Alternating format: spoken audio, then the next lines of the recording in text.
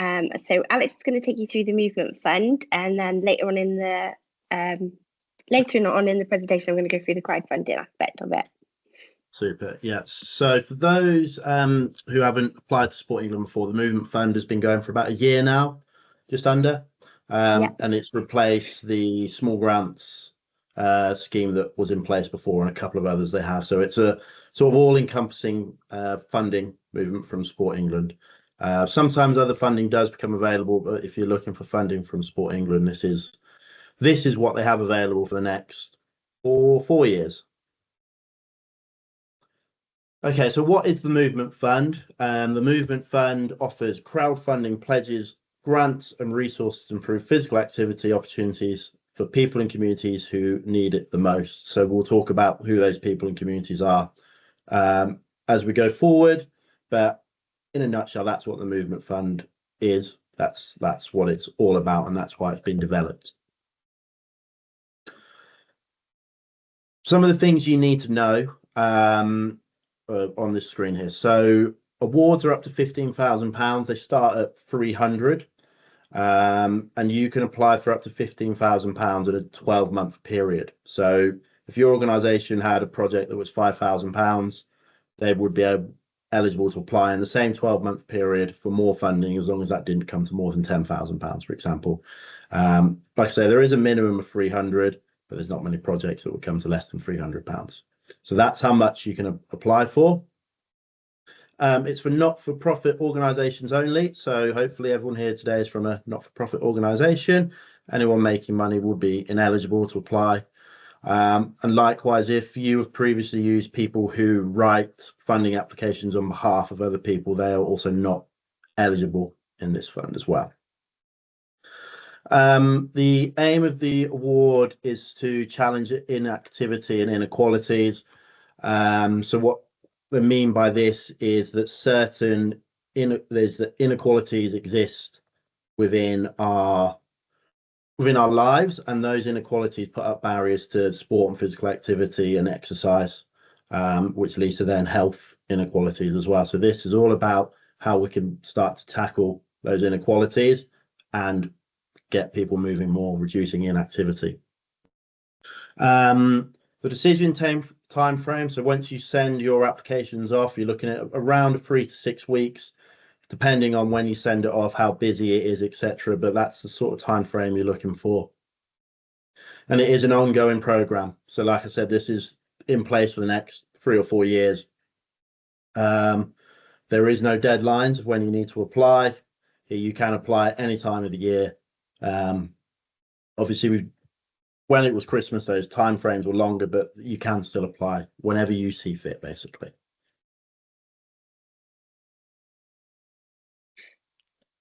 Okay, so we're going to talk about crowdfunding a bit later on, but if you are awarded the Movement Fund, you will be either offered a grant or a donation to your crowdfunding page, your crowdfunding pledge. So we'll talk about those a bit later. Sport England really want to support projects that bring communities together, and they provide sport and physical activities for people who are less active. So we'll talk about something called the place need classification tool. Becky's going to go over that slightly, and that's going to help you look at how Sport England prioritises projects as they come in, because the focus is on projects that match their goals. So on the Sport England website, there is a whole load of information about the Movement Fund, who can apply, the type of things they're looking to support. So I'd recommend having a look on the website. Okay, who can apply? So like we said already, it's for not-for-profit organisations, including some of those listed there. If you are applying from a school, and I don't think we've got anyone applying here from a school, then it needs to be for activities that are not your statutory activities, so things that you would provide anyway. In terms of the governance requirements, so you need 3 non-related trustees or directors as part of your as part of your trustees. So you can't have three people who live together or are related as making all the decisions. And you need to meet the Tier 1 Sports Governance Code, and the website link is there. This is just to make sure that the organisations that are funded by Sport England are set up in a legal structure in a sustainable way moving forward. So I would again recommend, before you start your application, having a look at the Tier 1 governance and making sure that you do it, that you can meet these funds. You can be unincorporated or you can be incorporated. It really depends how you're legally set on your legal entity. And we can offer advice as an active partnership. If you aren't up to scratch to meet those governance codes right now, we are able to offer advice to help you to get towards those as well.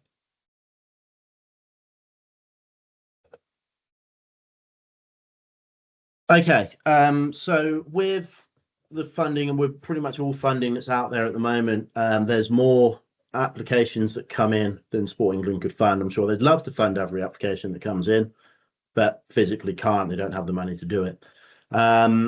And these are some of the groups that they are the priority groups for Sport England. So people that are working with people that we know, based on the data, are less active. They've got less opportunities to be physically active.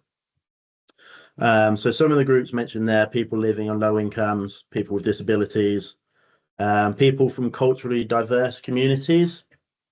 If people don't understand some of the terminology here, then please do ask, and we can cover those off.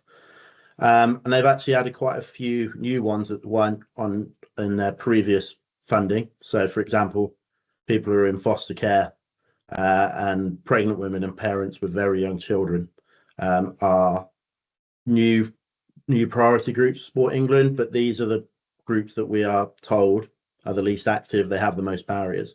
So if your groups are working with some of these priority groups, then that's going to do your chances of getting a movement fund application successfully put through.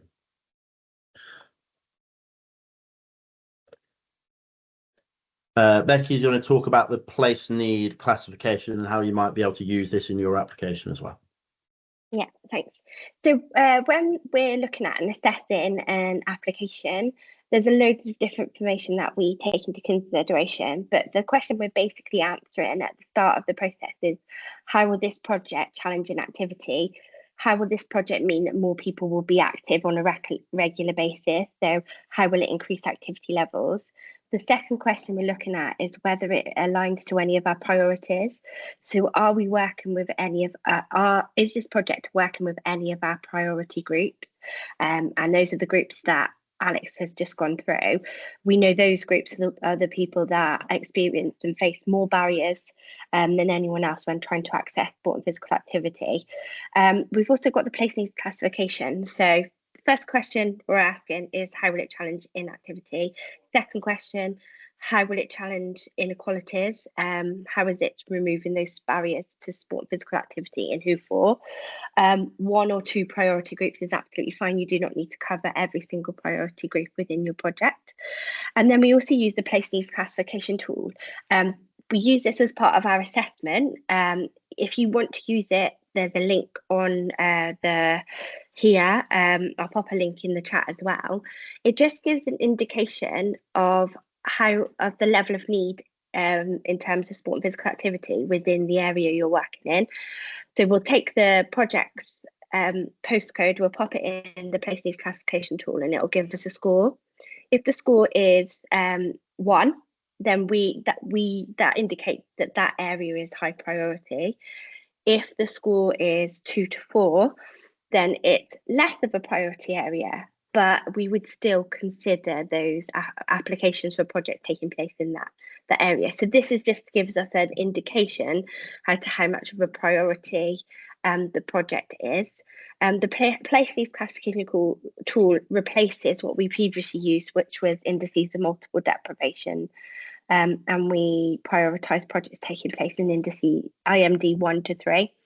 So this takes the IMD data, it takes our active lives data, and then needs and health inequalities data as well, and puts it into one tool. So I'll pop the link in the chat in a minute, and if you do look to apply, you can pop your postcode in and it'll give you a score. It's important to say that it's something that we can consider, but if your project can demonstrate how it challenges inactivity and inequalities in the first instance, those are the things that we look at in the first instance, and we also just take into consideration the place needs classification score. Super, thank you, Becky. Okay, so making your project even better. Okay, so sport, physical activity, we sort of, hopefully we all know the benefits and the positive that can have, but there's ways that we can make our projects and our experiences even better. So we, Sport England like projects that will build a lasting commitment to active lifestyles, that will be sustainable activity that will continue for a long time moving forward. And it's a really high quality experience for someone who's coming. So if you're someone who's never been to a sport physical activity session before, it's making sure there's a really high quality and it's a positive experience when they're first attending. So that's one way you can make the project better. One of the other ways I've got on here is involving your community. So rather than sort of delivering what you think people in your community want, it's how you can engage your community, how you can get out there and ask them and listen to them, understand the local needs and what people in the community want and when they would like it. If you can do that and prove that you've done that, then you are, that project is going to be looked on really well, because you are then addressing the local needs. And if you can incorporate feedback from potential participants, then absolutely fantastic. Environmental sustainability, obviously a massive thing at the moment. So if your project can include ways that you can work towards net zero, or adapting to extreme weather, whatever it may be, then great. I think I'm right, Becky, and please correct me if I'm wrong, that you can't just have a environmental sustainability project. You still need a delivery of physical activity that's challenging something. Yeah, absolutely right. So we do want project leaders to consider the environmental sustainability of their project, but it still needs to demonstrate how it will increase physical activity. So, for example, if you wanted to plant trees around your football pitch to improve drainage, we'd still need to understand how that will mean that more people will be active as a result. Perfect, thank you. And the last one on here is public money and good use of public money. So this, like Becky said at the start, Sport England, it's government money, it's centrally funded. So making sure that your project is sustainable. So moving forward, it won't just be a one-off project. It's reaching new organizations potentially, and you demonstrate the financial need. So why does what would be what would your group achieve with the Sport England funding, basically, and how would it help with some of with Sport England's priorities? So just making sure that you're aware that it is public money you're applying for, and that you are offering good value for money. Okay, so what can we fund? We'll go over these first, and then the next couple of slides are what we can't fund, or what Sport England can't fund. So there's a wide range of things they can fund, as long as it's towards that tackling inequalities and supporting activity. Then there is quite a lot of things they can. So equipment is one that's obviously a common one. New or improved equipment for the delivery of your activity. If it's just for something that's already there, it might not be funded. So if you're just replacing existing equipment, that might not be fundable. But if you're looking for something that's for new delivery or to improve your current delivery, then equipment is fine. You've got refurbishing and upgrading your facilities, so to improve and create spaces that can provide opportunities to get people more active. So building works, etc., that you can make your facility more welcoming, get more people down there. Developing new capabilities and leaderships, so formal training for your volunteers, for your staff, whoever's at your organisation, so improve their skills and leaderships. Again, showing how you can tackle inequalities and get more people active. So things like coaching courses or activator courses, etc., would be acceptable here. Delivery costs. So this is for people who will come in and deliver your project, or for your facilities that you need to hire as part of your project. But only where these are new costs to your project. So if you've had, for example, a sports coach coming in before and you've run out of money, then that wouldn't be eligible. If it's a new delivery cost, it's someone coming in for the first time to deliver a new project, then that would be eligible. And the last one on there is emergency relief. So I assume that the Sporting Club had a lot of applications over the winter for things that have been damaged from storms and the extreme weather that we've had, for things that couldn't have been avoided or things that weren't insured as well. Obviously, if you've got insurance, you need to go down that route. But you have flood damage, etc., that's caused irreparable damage to items. So those are some of the things that you can apply for. However, these are some of the things that Sport England won't fund. So, as the name suggests, Sport England will fund activities within England only. So anything outside of that. So if you're on, hopefully, for groups here where we're not very close to the border of Scotland, Wales, etc., there shouldn't be participants living outside of England coming in. But just to make you aware, that's obviously one. The statutory duties is ones for schools, so schools can't apply for PE classes, etc. Private gain, projects for private gain, so it can't cover membership fees or things that will solely, or equipment that would benefit an individual. You can't redistribute grants. So if you applied for £10,000, you can't redistribute that out to other people. If you've already applied to a separate grant, then you can't, and you've already got the funding, then duplicate funding. So don't apply to Sport England if you've already got the funding. The high risk sports and activities. So there's a list of fully recognised sports on the Sport England website, and what they recognise as sports. The high risk sports and activities. So what would an example of a high risk activity be that's not a recognised sport? Becky, any Yeah, so the high risk activities, these are things like your boxing, canoeing. So on our list, we have a little star that we denote as a high risk activity. We would still consider funding those activities. We just, if we have a view to fund, at the point you accept your award, we just need to see certification of the organisation that is delivering, that they have the relevant qualifications and affiliation in place to the national governing body. Thank you. Okay. And the last one on this slide is general running or staff costs. So again, we're looking at sort of project funding here.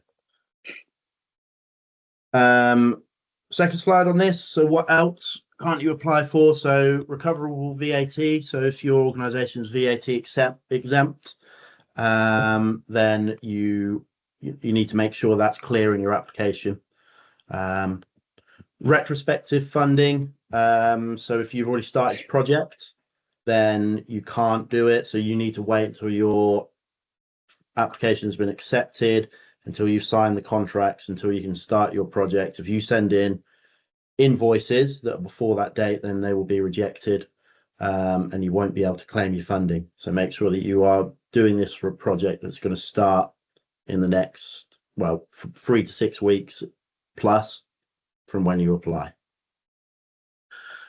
Children under 5. So this is just projects that focus solely on under 5 aren't eligible. But if your project is for children who are +5 and you have some children who are under 5 taking part, then that is fine. Okay. The Football Foundation is a separate funder aimed at football clubs and football facilities.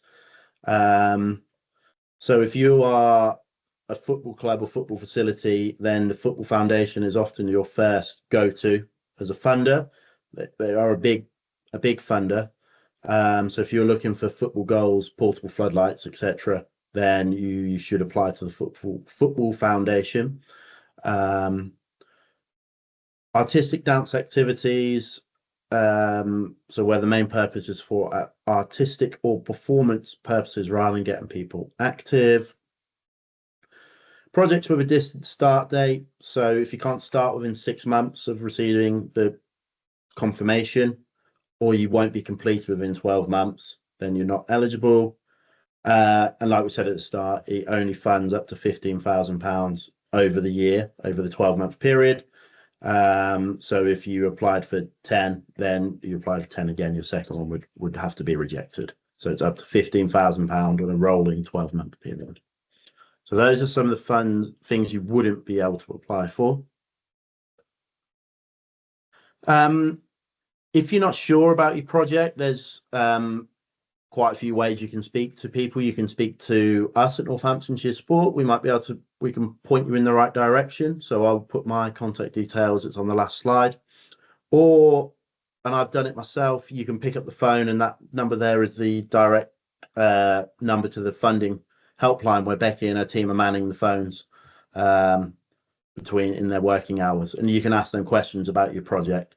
So if you're not sure and you don't want to waste your time that goes into writing these projects, please make sure you do pick up the phone first, or email, or if you're failing all of that, have a read of the website. But do pick up the phone. I do recommend that, and just ask about your project, because they will be able to give you some very clear advice.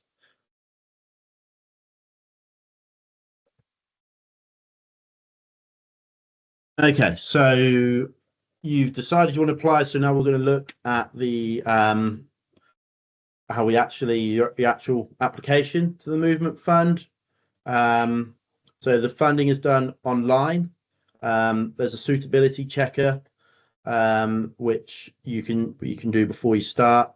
You then need to register your application for your organisation and complete your application form. And like I say, you're looking at 3 to 6 weeks. So it is all done online, and a lot of work has been done to reduce the number of questions and the time it takes to fill out the application form. So it is worth just making sure you're going on and reading the questions and knowing what you need to do before you apply. So and make sure that suitability checker is completed as well. Can I just add there, Alex, that as a result of feedback that we've received since launching the programme in April, we have literally, in the last 2 weeks, relaunched our web pages on the movement fund. So the information that's available on our website, I would really recommend anybody that's interested in applying reading through. It's taken all the feedback that people have given us so far about the programme, and so it's hopefully give all the information that you need before applying, and give you some guidance on how to complete the application form as well. Thank you. Okay, so in terms of your actual application, that is the process you will need to go through to do, and make sure you do wait those 3 to 6 weeks before you get your decision, before you start your project. So in terms of what do Sport England want to know, it's your sort of classic who, what, where, when, how type thing. So who will benefit from your project? What are the priority groups you're going to be working with? Who is it? Where are they? Etc. The why is it needed? What are the challenges locally? Have you spoken to your community? What do they want? What are they telling you are their barriers to activity, and how can you help with that? How will you make it happen? So why is your group best placed to make this happen? What have you done previously? What's your background as a group? What's your what's your community engagement been like? What staff have you got that can help make it happen, or volunteers have you got that will make it happen as well? What expertise have you got? The barriers to sport and physical activity your project will tackle. So make sure you're okay with these and you understand what the barriers are. So it might be the cost, it might be the time, it might be the venue, it might be all sorts of things that people have barriers to physical activity or sport. So how will your project tackle that? And finally, the sustainability of your project. So by this, we mean after the funding's run out, so after you've spent your funding, will that project needs to continue. So what's your long-term plans? If you receive funding for a 12-week period, what happens at the end of those 12 weeks? Will those people carry on being active? Is there a plan to make sure that there's provisions in place for people after those 12 weeks? So yeah, it's not just the environmental sustainability, it's how this will keep going after the funding period is up. And that comes back to good use of public money. So that's what you need to show when you're writing your application. So this is quite a key slide here for people who are thinking about applying. Okay, so this is the application. This is the questions you'll get asked, basically. So why do you want to make this project happen? And these are the three questions. There's three questions. The first one is, why do you want to make the project happen? Why is it important to you and your community? How it addresses a need, and why now? Why is the best time now for you to crack on and do this? So that will be your first question. Second one is, what do you want to achieve from delivering the project? How will it benefit? What will they experience? And how will it enable them to continue to be active? So that's just linking back to that sustainability part we just discussed. So how will it help them continue to be active rather than a quick drop-in session and then done? And finally, how will you make this happen? So how will you deliver it? Who's responsible? Who are the people, staff, volunteers you've got? And when will it take place and how often? So those are the questions that you will need to fill out when you're doing your application form. And the application, they have done a lot of work Sport England to make it a lot simpler. So this is what you'll need. Obviously, you'll need to put information about your organisation's name, address, etc. But these are the pre-questions that you need to answer, and these will be what they're looking for in their applications. So what happens after you've applied? So again, we're looking at that 3, 4 to 6 weeks between you pressing send and getting a decision, which will come via email. And there's 3 outcomes, 2 of which are successful. So the first one is you're successful and you get a pledge towards your crowdfunding, which we're going to go over in a minute, or you're successful and you get a grant fund, and off you go. So if you're successful, you'll get an award letter. You'll need to sign your award agreement, send it back, and any other supporting documents. And then within 28 days, your payment will be processed. If it's a grant, if it's a crowdfunder, then we'll cover that off shortly. If you're unsuccessful, again, it will come via email and there will be an explanation why your project was unsuccessful.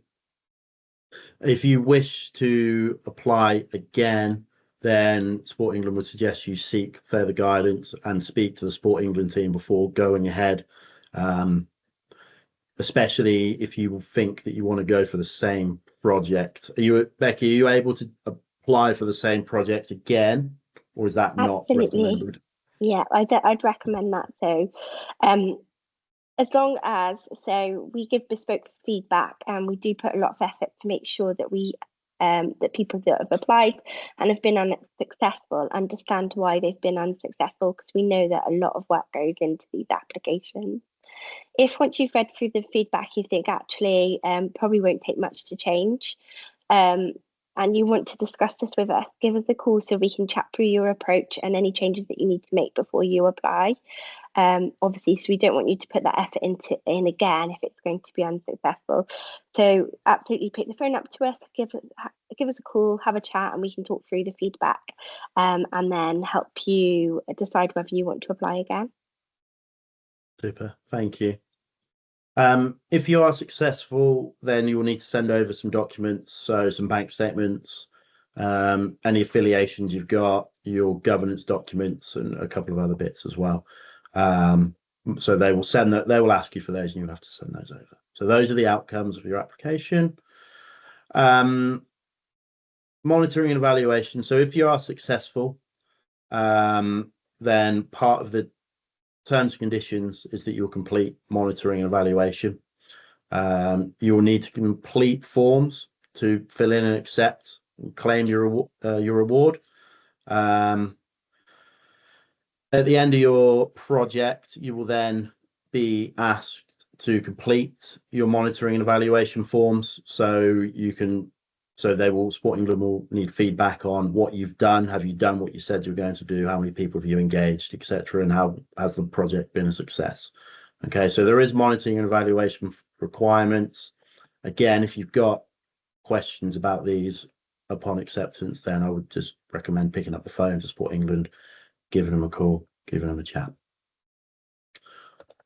You've listened to me enough now, so I'm going to hand over to Becky, and she's going to run through what crowdfunding is and what happens if you are given a crowdfunding pledge instead of a grant. So I'll be quiet. Okay, I'm going to whiz through this really quickly because I'd like to give an opportunity at the end for anybody to ask any questions. What I would say is, because I'm going to whiz through it quite quickly, we do a separate webinar via Crowdfunder. So Crowdfunder, our partner, there's a webinar specifically related to the Movement Fund. So if you're interested in understanding a little bit more about Movement Fund, I would recommend that you sign up for the next one, which is usually in the second week. I believe it will be around the 10th, 11th of April, but I'll find out that information and can forward it to you. So we've been working with Crowdfunder since 2019. We've supported well over 1,000 crowdfunding campaigns that have been successful in reaching their target, and we've pledged towards them. Crowdfunding is a rewards-based fundraising program. Next slide, please, Alex. So I'm going to whiz through this, Alex, so you'll have to be really quick on the slides. We find that with crowdfunding, it can be a new concept to some people, but we find that it's a really good way of raising money. So not only can organisations achieve their fundraising targets, but it's also a way of raising the profile of the organisation within the local community, and any project that a club is undertaking or organisation is undertaking. It gives their members, their network, their supporters that ownership over that project. They can help and support the organisation in hitting their fundraising targets, and it's a way of bringing everybody together. So lots of organisations that we spoke to have had really positive experiences in doing a crowdfunding campaign. They will probably say it is obviously a lot different to getting a grant, but as well as the money received, they're also gaining skills in fundraising, which obviously means that the club's set up, the organisation is more sustainable. They're raising the profile of their organisation in the community, so they're getting more interest, more members, and it's also helping encourage more people to support the aims and ambitions of the club. Next slide, please. And next slide. Covered that really quickly. Sorry, I am going to whiz through it. Okay. But in terms of the logistics, if we were to award you a pledge, you would need to raise 50% of your target, and we would give you then 50% of the total. So, for example, if your project was 10,000, we would give you 5,000. and you would need to raise the remaining 5,000. How this would work, you would set up a crowdfunding campaign, lots of pictures of your organisation, people that take part in your organisation activities, a little video to explain your organisation and what you're fundraising for. You would write a little bit of content just to explain again who you are, what you do, why you're fundraising. And then perhaps another unique aspect of crowdfunding is that it's rewards based, and we encourage people to add rewards to their page to encourage that community engagement. And rewards can be anything, so it's almost like holding an online raffle, but it can be anything from a bottle of wine, box of chocolates and flowers that people can purchase, or vouchers from local organisations such as the butchers or the cafe, local pub. So people can purchase those vouchers that have been donated. That money goes straight into the campaign and helps towards hitting your fundraising target. It's good because it perhaps brings people to the campaign that wouldn't necessarily have looked before. It gives community organisations that opportunity to community businesses to share their businesses with your club and organisation network and be associated with something positive, and it's obviously good marketing for them. And the rewards can be very unique to your organisation, and we've seen some very unique rewards over the course of the campaigns that we've been supporting. Next page, please. Again, here's kind of a selection of potential rewards. It can also be like pay it forward rewards. So it might be that, for example, you run a youth section, and so sometimes people get a little bit find thinking about rewards difficult, but it might be that you run a youth section, and to run that youth section for 1 hour costs £100. So somebody can go on and purchase £100, which is going to help you, run that section for an hour. Okay, next slide, please. Pledge versus a grant. So it's really important to remember that when you're applying to the Movement Fund, if you are successful, there are two possible outcomes. There is a grant award, so we will pay the money directly to you and then you deliver the project, or there is a pledge award where you need to run a crowdfunding campaign and we will pledge towards that campaign. Loads of reasons why we consider each project an application within its own context.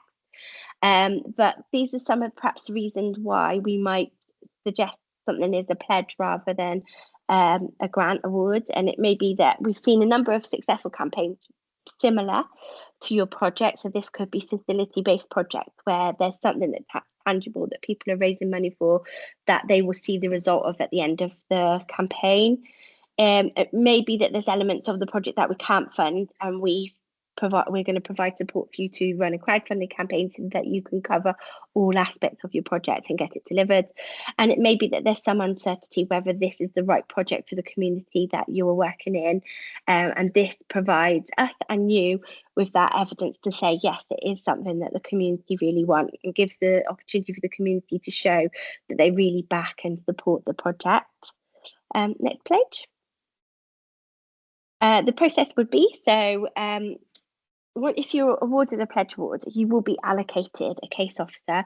That will be that one point of contact between yourselves and Sport England.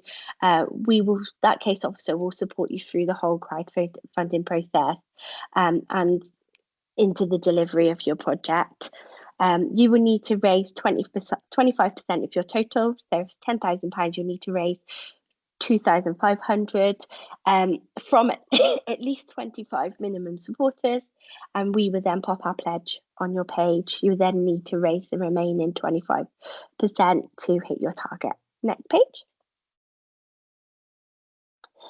There, as you say, we've been working with crowdfunding since 2019. There is so much resources on between their website and ours of information. So because we know to some organisations perhaps it's not something they're familiar with, we have a lot of support and resources. Next page, please. I'm probably going to stop it here, Alice, and ask if there's anyone that has any questions. I think there might only be one person left now. I think we're just left with two people with Patsy. Patsy,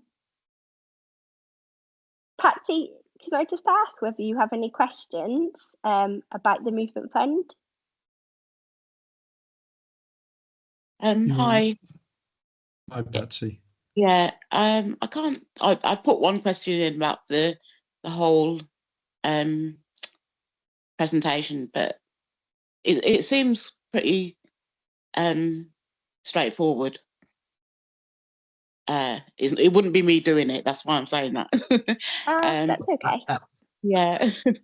But yeah, I think I understand what you're saying, how the sort of grant versus the so like just giving, that would be crowdfunding. Yeah.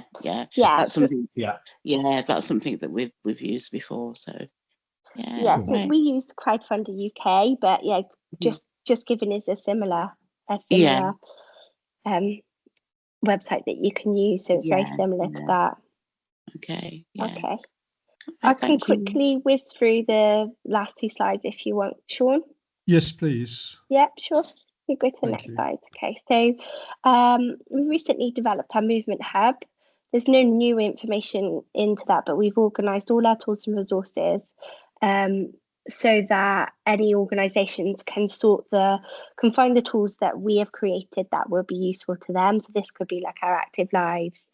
And we've done it by organisation type. So clubs and community groups can go onto the Movement Hub and find all the tools, Sport England tools and resources that are relevant to them. Similarly, national governing bodies and active partnerships can do as well. Next slide. Buddle has been created to support any community organisations that deliver sport and physical activity. There's so much information on there to help with the delivery of those sessions of physical activity and sport. This could be legal structure of your organisation, health and safety, applying for funding. It's a really user-friendly site, and you'll be surprised how much information is on there and how informative it is. So would recommend checking that out. Next slide. So actually on our website, we're more than a funder.